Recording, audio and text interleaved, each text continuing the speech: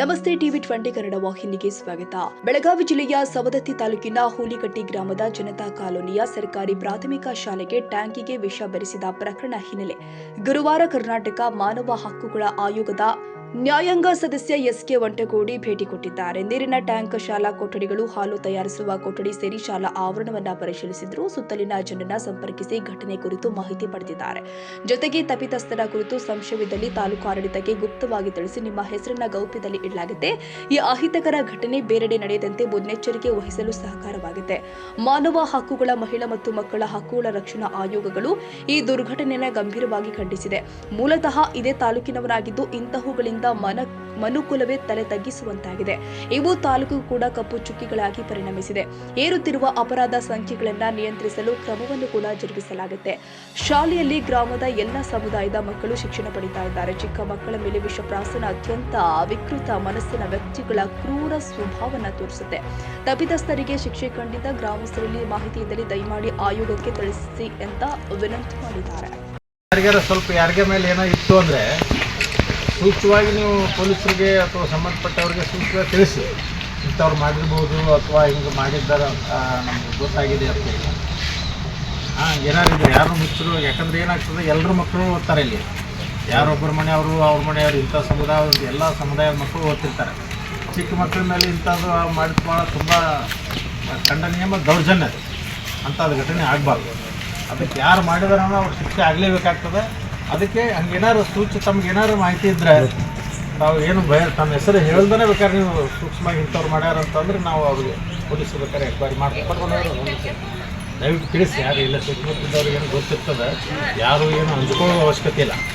ಹಂಗೇನಾದ್ರೆ ಒಂದು ದೌರ್ಜನ್ಯ ಸಿಗಲಿಕ್ಕೆ ಈ ಥರ ಒಬ್ಬರು ಯಾರೋ ಮಾನಸಿಕವಾಗಿ ವಿಕೃತಿಯನ್ನು ಹೊಂದಿದವರು, ಮಾನಸಿಕ ಸ್ಥಿತಿ ಸರಿ ಇಲ್ಲದಂಥ ಯಾವುದೊಬ್ಬ ವ್ಯಕ್ತಿ ಇದನ್ನು ಆ ನೀರಿನಲ್ಲಿ, ಕುಡಿಯುವ ನೀರಿನಲ್ಲಿ ಒಂದು ವಿಷವನ್ನು ಬೆರೆಸುವ ಒಂದು ಪ್ರಯತ್ನ ಮಾಡಿದಾರಂತ ಹೇಳ್ಬೋದು.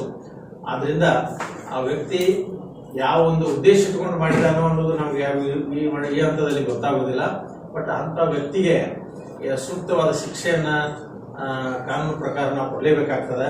ಅಂಥ ಘಟನೆಗಳು ಜರುಗದಂತೆ ಮುಂಜಾಗ್ರತೆಯನ್ನು ಕೈಗೊಳ್ಳಬೇಕು ಅಂತ ನಾನು ಶಿಕ್ಷಣ ಅಧಿಕಾರಿಗಳಿಗೆ ಹಾಗೂ ತಾಲೂಕು ಮಟ್ಟದ ಎಲ್ಲ ಅಧಿಕಾರಿಗಳಿಗೆ ಏನೆಲ್ಲ ಸೂಕ್ತ ಕ್ರಮಗಳನ್ನು ನಾವು ಕೈಗೊಳ್ಳಬಹುದು ಅನ್ನೋ ಬಗ್ಗೆ ನಾನು ಈಗಾಗಲೇ ಸವದತ್ತಿ ಐಬಿಯಲ್ಲಿ ಆದ ಮೀಟಿಂಗ್ನಲ್ಲಿ ಸೂಕ್ತ ನಿರ್ದೇಶನಗಳನ್ನು, ಸಲಹೆಗಳನ್ನು ನಾನು ನೀಡಿದ್ದೇನೆ. ಅವುಗಳನ್ನ ಅವರು ಸರಿಯಾದ ರೀತಿಯಲ್ಲಿ ಪಾಲನೆ ಮಾಡ್ತಾರೆ.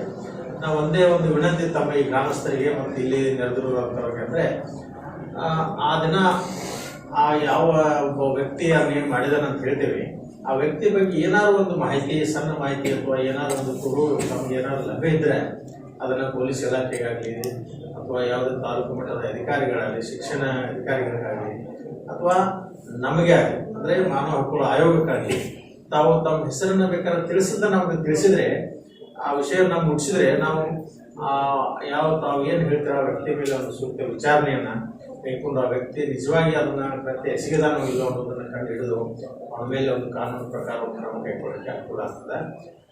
ಇದು ಸ್ಕೂಲು ನೋಡಿದ್ರೆ ಇಲ್ಲಿ ಸುತ್ತಮುತ್ತ ಸುಮಾರು ಮನೆಗಳಿದ್ದಾವೆ. ಆದರೆ ಬೆಳಗ್ಗೆ 8ರಿಂದ 10 ಗಂಟೆ ಅವಧಿ ಒಳಗಾಗಿದೆ ಅಂತ ಈಗ ನಮ್ಮಲ್ಲಿ ವರದಿ ಇದೆ. ನಿಜಕ್ಕೂ ಆಶ್ಚರ್ಯ. ಯಾಕಂದರೆ ಆ ಸಮಯದಲ್ಲಿ ಎಲ್ಲರೂ ಈ ರಸ್ತೆಯಲ್ಲಿ ಓಡಾಡ್ತಿರ್ತಾರೆ. ಮಕ್ಕಳನ್ನ ಶಾಲೆಗೆ ಕಳಿಸೋರು ಪಾಲಕರು ಬಂದಿರ್ತಾರೆ, ಹೊಲಕ್ಕೆ ಹೋಗೋರು, ರೈತರು ಮತ್ತು ಊರಿಗೆ ಹೋಗೋರು ಇದೇ ರಸ್ತೆ ಮೂಲಕ ಅಡ್ಡಾಡ್ತಾರೆ.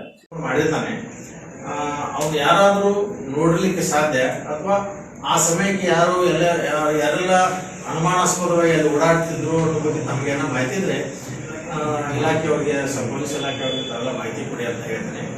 ಯಾಕಂದ್ರೆ ಮಕ್ಕಳು, ಪಾಲಕರು ಮಕ್ಕಳಿಲ್ಲಿ ಶಾಲೆಯಲ್ಲಿ ಬಿಟ್ಟು ಹೋದ ನಂತರ ನಿರಾಳಾಗಿರ್ತಾರೆ. ಯಾಕಂದರೆ ಸ್ಕೂಲ್ ಅವಧಿ ಮುಗಿಯುವವರೆಗೆ ಶಾಲೆಯಲ್ಲಿ ಅವರು ಮಕ್ಕಳು ಶಿಕ್ಷಕರ ಒಂದು ಸುಪರ್ದಿಯಲ್ಲಿ ಇರ್ತಾರೆ.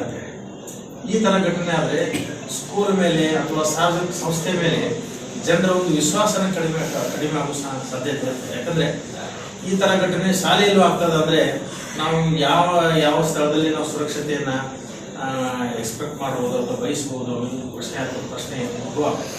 ಆದ್ದರಿಂದ ಇಂಥ ಘಟನೆಗಳು ಮುಂದೆ ಜರುಗಬಾರ್ದು. ಈಗಾಗಲೇ ಅದ್ರ ಬಗ್ಗೆ ಕಾನೂನು FIR ದಾಖಲಾಗಿದೆ. ಪೊಲೀಸ್ ಇಲಾಖೆಯವರು ಏನು ಕಾಯ್ದೆ ಪ್ರಕಾರ ತನಿಖೆಯನ್ನು ಕೈಗೊಂಡಿದ್ದಾರೆ. ತನಿಖೆಯಲ್ಲಿ ಅವರಿಗೆ ಸೂಕ್ತ ಏನು ಅಂಥ ವ್ಯಕ್ತಿಗಳ ಮೇಲೆ ಅಥವಾ ಸೂಕ್ತವಾದ ಯಾವುದೇ ಒಂದು ಆಧಾರ ಸಿಕ್ಕರೆ ಯಾವ ವ್ಯಕ್ತಿ ಮಾಡಿದಾರೆ ಅನ್ನೋ ಬಗ್ಗೆ ಅವರು ಸೂಕ್ತ ತನಿಖೆಯನ್ನು ಮಾಡ್ತಾರೆ, ಅವ್ರ ಮೇಲೆ ಕ್ರಮ ಕೈಗೊಳ್ತಾರೆ. ಅವೆಲ್ಲ ಈಗಾಗಲೇ ಇವರು ಹೇಳಿದಂತೆ ಅಂಥ ಘಟನೆಗಳು ನಡೆಯದಂತೆ ಮುಂಜಾಗ್ರತಾ ಕ್ರಮವನ್ನು ವಹಿಸಬೇಕು. ಮತ್ತು ಮಕ್ಕಳಿಗೆ ನೀಡುವಂಥ ಆಹಾರದಲ್ಲಿ ಅಥವಾ ನೀರಿನಲ್ಲಿ ಯಾವುದೇ ಒಂದು ಕಲಬೆರಕೆ ಆಗಬಾರ್ದು. ಈಗಾಗಲೇ ರಾಜ್ಯ ಮಟ್ಟದಲ್ಲಿ ನಾವು ಈ ಮಾನವ ಹಕ್ಕುಗಳ ಆಯೋಗದ ಜೊತೆಗೇ ಮಕ್ಕಳ ರಕ್ಷಣಾ ವೇದಿಕೆ ಇದೆ, ಮಕ್ಕಳ ರಕ್ಷಣಾ ಹಕ್ಕು ಆಯೋಗ ಇದೆ, ಆಮೇಲೆ ಮಹಿಳಾ ಆಯೋಗ ಇದೆ. ಎಲ್ಲರೂ ಬರ್ತದೆ. ಯಾಕಂದರೆ ಮಕ್ಕಳು ಅದರಲ್ಲಿ ಮಹಿಳೆಯರು ಇರ್ತಾರೆ, ಗಂಡು ಮಕ್ಕಳು ಇರ್ತಾರೆ. ಹೀಗಾಗಿ ಈ ಮೂರು ಆಯೋಗದವರು ಸಹ ಇದ್ರ ಬಗ್ಗೆ ಸೂಕ್ತ ಒಂದು ಕ್ರಮವನ್ನು ನಾವು ಈಗಾಗಲೇ ನಮ್ಮಲ್ಲಿ ಪ್ರಕರಣ ದಾಖಲು ಮಾಡಿಕೊಂಡು ಅದ್ರ ಬಗ್ಗೆ ನಾವು ಸರ್ಕಾರಕ್ಕೆ ಒಂದು ವರದಿಯನ್ನು ಸಲ್ಲಿಸ್ತೇವೆ. ಅಂಥ ಘಟನೆಗಳು ಆಗಬಾರ್ದು ಅಂತ ಸರ್ಕಾರ ಏನೆಲ್ಲ ಕ್ರಮಗಳನ್ನು ಕಟ್ಟುನಿಟ್ಟಿನ ಕ್ರಮಗಳನ್ನು ತಗೊಳ್ಬೋದು ಅನ್ನೋ ಬಗ್ಗೆ ನಾವು ಸೂಕ್ತವಾದ ನಿರ್ದೇಶನಗಳನ್ನು ಶಿಫಾರಸನ್ನು ನಾವು ಸರ್ಕಾರಕ್ಕೆ ಈಗಾಗಲೇ ಕೊಡಲಿಕ್ಕೆ ನಾವು ವ್ಯವಸ್ಥೆ ಮಾಡಿದ್ದೀವಿ. ಈಗ ನಾ ಇಲ್ಲಿಂದ ಹೋದ ನಂತರ ವರದಿಯನ್ನು ಕೊಟ್ಟು ಸರ್ಕಾರಕ್ಕೆ ಈ ಶಾಲೆಗಳಲ್ಲಿ, ಅಂಗನವಾಡಿಗಳಲ್ಲಿ, ಸಾರ್ವಜನಿಕ ಸ್ಥಳಗಳಲ್ಲಿ ಏನೆಲ್ಲ ಸುರಕ್ಷಾ ಕ್ರಮಗಳನ್ನು ಕೈಗೊಳ್ಳಬಹುದು ಅನ್ನೋ ಬಗ್ಗೆ ಸೂಕ್ತ ಶಿಫಾರಸನ್ನು ನಾವು ಸರ್ಕಾರಕ್ಕೆ ಸಲ್ಲಿಸ್ತೇವೆ. ಸರ್ಕಾರದವರು ಆ ನಿಟ್ಟಿನಲ್ಲಿ ಸೂಕ್ತ ಕ್ರಮ ಕೈಗೊಳ್ತಾರೆ ಅಂತ ನಮಗೆ ಭರವಸೆ ಇದೆ. ಈ ಘಟನೆಗಳು ಜರಗದಂತಾವೆಲ್ಲ ಸೂಕ್ತ ಕ್ರಮ ಕೈಗೊಳ್ಳಿ ಅಂತ ಹೇಳಿ ತಮಗೆ ಈಗಾಗಲೇ ಹೇಳಿದಂತೆ ಏನೋ ತಮಗೆ